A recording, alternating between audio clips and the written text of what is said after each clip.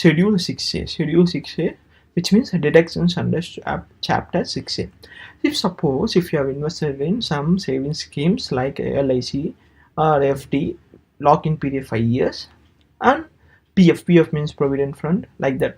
So there are n number of savings schemes. I have taken the video regarding that in a detailed manner, so please go and watch that video also. That video link would be present at the description box of this video.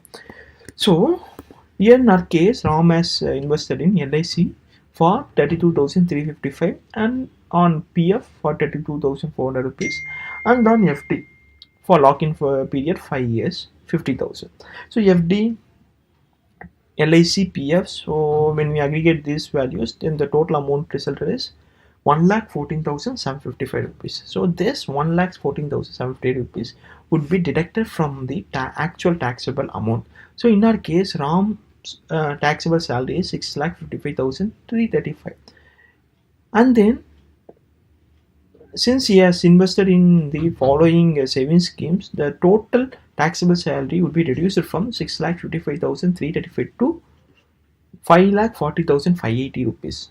So that's the power of the savings schemes. You need to invest in some savings schemes to save tax, and it also gives him better benefits in the future. So please go and watch the savings schemes video. That link would be present in the description box.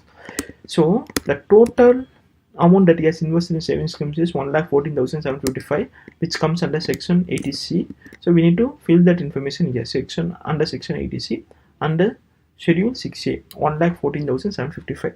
So once we fill this, then the total taxable salary would be reduced drastically. So that we don't need to pay the tax for 1,14,755 rupees, because we are invested in some savings schemes which comes under section 80C. There are some rules and regulations, so please go and watch that video also. That video link would be present in the description box.